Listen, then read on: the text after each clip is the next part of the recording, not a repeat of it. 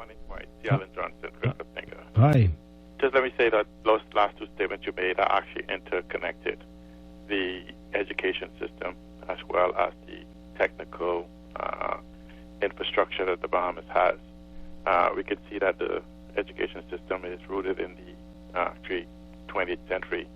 So we've been basically using 19th century concepts in the 20th century infrastructure, trying to teach 21st century kids. When you talk about the infrastructure, it's a lot to be desired. In fact, when we sold BTC, it was to the point that it needed to be upgraded.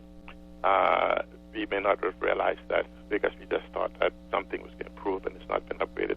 Some switches and things have been moved around, but infrastructurally, there has been some improvement towards it, but not necessary for what we now face. As of 2023, we've now moved into what is called a knowledge economy, where information and ideas move at the speed of thought.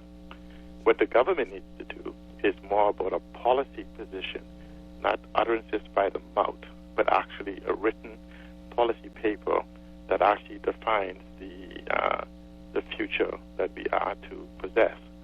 And the policy paper will address some of the very things that you and I have spoken about concerning the various different laws, because again, we will not have as much as $1 billion that's needed to rebuild the infrastructure to be competitive in a global environment. And we can't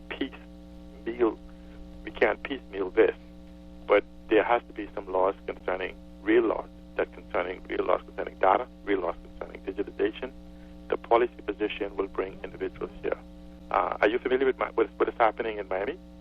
In terms of technology, the mayor of Miami simply responded to a tweet to Elon Musk when he's having issues, and it says that he told him that he wouldn't have the problem here. You won't have the problem that you're having anywhere else here. That shot Miami straight up into the top 5 or 6 contender to become the digital replacement for Silicon Valley, even though our structure and connectivity is simply comparable. But billions of dollars are poured into Miami over the last year, just in anticipation of that growth and development.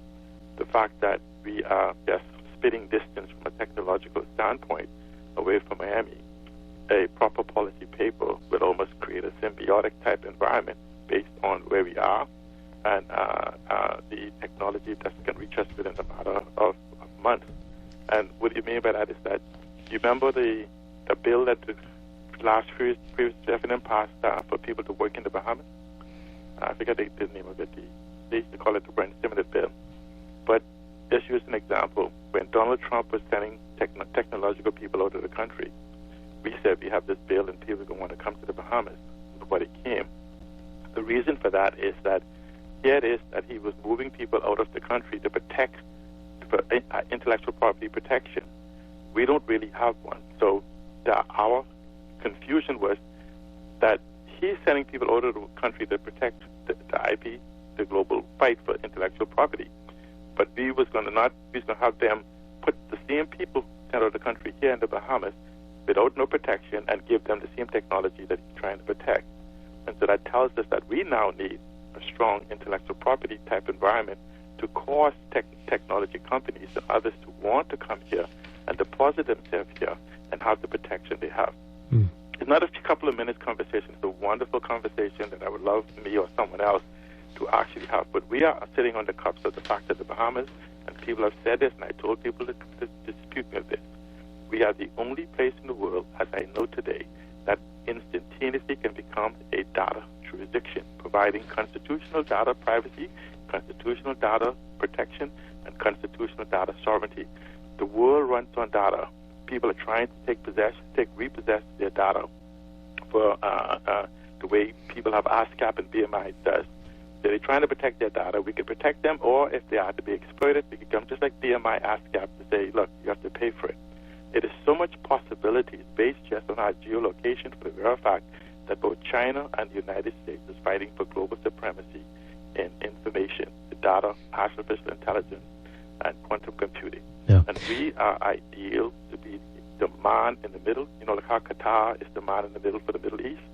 We could become the man in the middle based on simple legislation, and then will cost the money to flow in here. But let me ask you this before you go. So, I mean, you heard what Mitchell is saying. He's saying that the companies seem to be more concerned about selling handsets, phones, than anything else. No, that's what they always are. See, the problem is BTC and Alive are appliance companies. BTC, Alive, and Cable Bahamas are appliance companies. Oh, you don't go electronics, I guess. Yeah, sure. You don't go to the appliance store to buy anything but appliances. Mm-hmm. Basically, they buy people technology, and as a consumer, you buy it and you use it. Alive is nothing more than the same as you putting Wi-Fi in the park, except you put it for the entire Bahamas and you charge it. All right, so what do we do to get them to do what we need to get to the point that you're talking about? Do we have? Is it competition? See, we have this thing about we trying to protect them. We're only trying to protect them because government has interest in them. What happens is if you open the market for competition, this is a policy position. What happens is they will die. The infrastructure will not go anywhere. They'll just be consumed as incorporated into maybe a new company. Because even the old technology we have gotten rid of is still valid in a digital environment. The same TDMA and these other things and the CDMA that we don't use and everything else. The problem is that you have this beautiful opportunity to create this environment, but we have created a consumer. What does BTC does? Tell you stuff to consume. They just simply take your pennies, dollars, whatever from you. What does Cable Bahamas do? Do the same thing that you could get for streaming on the internet as using IP addressing because we are blocked. Mm-hmm. What else do they do? The BTC do? Cable Bahamas, BTC, and Alive are just variation of the same company. In fact, all right. So let me just one point. All three of them buy their information from the same Liberty Global. They're the same company. They go to the same manufacturer and they just sell it to you in different forms. Actually, the same thing. So, but do you think you hear him mention that it was a bad idea to sell BTC? This whole story again. Does it sound like someone is suggesting that the government get involved in this again and play an active role in the telecommunications sector? Is that what you're thinking? They're thinking. I don't know exactly what they're saying, but clearly it cannot be to impose anything on BTC and Alive, because essentially what you're doing is basically buying new dresses for the old lady. We need some young kids in this game, and so which means new technology. The world is moving on from the very technology we have, and we talk about 5G. 5G is not about cellular service. You notice how everybody say, "Oh, we need 5G." What you want? Faster speed to do what? Facebook, social media, all that. That's not what 5G is about. 5G happens that you can have cellular on 5G, but 5G is about the industrial complex, the industrial revolution. So it just tells you the mindset of us when we're saying we want to be able to get 5G phones. It doesn't change the technological deficiencies of the Bahamas. So now you can get TV, movies, and social media faster.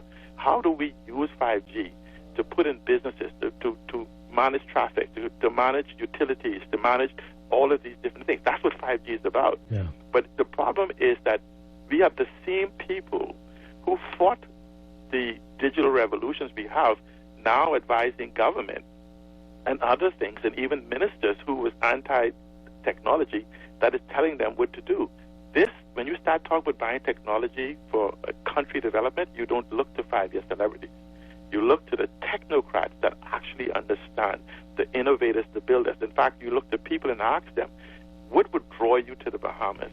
What would bring you here? And globally and locally and regionally, they would tell us. But it is not buying a bigger, brighter appliance store that sells the latest devices. It's the infrastructure that is important for people to come to build on. And that's the conversation we're not having. And Minister Mitchell is absolutely correct. It's a device thing. But if he continues saying that we need better device store, then he too is wrong. We need better, faster, bolder infrastructure. We don't need to keep talking about what I think he's saying that. Williams did decades ago. That's done, and all technology is advanced. I do think he's saying that, but again, through what means? Which way does he want to get there? But it's the simplest thing. It's already said. We don't need the government. Don't need money, and if the government needs money, it can raise it. But in the infrastructure, billions is being made daily, raised daily in this infrastructure. But you can't raise it on an idea. It must be raised on a strategy. But people will come in here and build out this infrastructure in the same way they build out other countries. It's your laws that control. They want to know what is the laws that will, this infrastructure I build government have, what influence it will have, and everything else concerning, interruption of services, seizing assets, all of these things. These are the conversation that we have to have concerning this whole new thing where we're always talking about these different economies that relies 100% on data, and you can't get data on a phone. You can't get it really in the purest sense in a house. We talk about fiber to the premises, but guess what? They're all using shared bandwidth, even going to the premises. So it's like, you jam up in the bus, and then when you run into your house, you're the only one running into your house. But when you come back out, you jam back up into the bus. All of these things that have to be happen, so we don't go to just the marketing of using these terms. When you say fiber to the premises, you are getting pure 1,000 gigabytes, and these type of environment, because these carbon economy shares, all these different economy models exist. It's 100% data thing. But just let me say this right. Just one thing, you'll never have everything I said until you fix one thing. You know what the one thing is? What's that? Energy. Everything I talked about, every technology company is 98% energy. So yes. So never then, never. So you will never get a company in here that's paying $5 million a month in Miami for electricity to come here to start paying $50 million a month in this environment. It's not going to happen. Oh boy. You're not going to pay 10 times as much. All right. So, but it is easy to fix. Go green.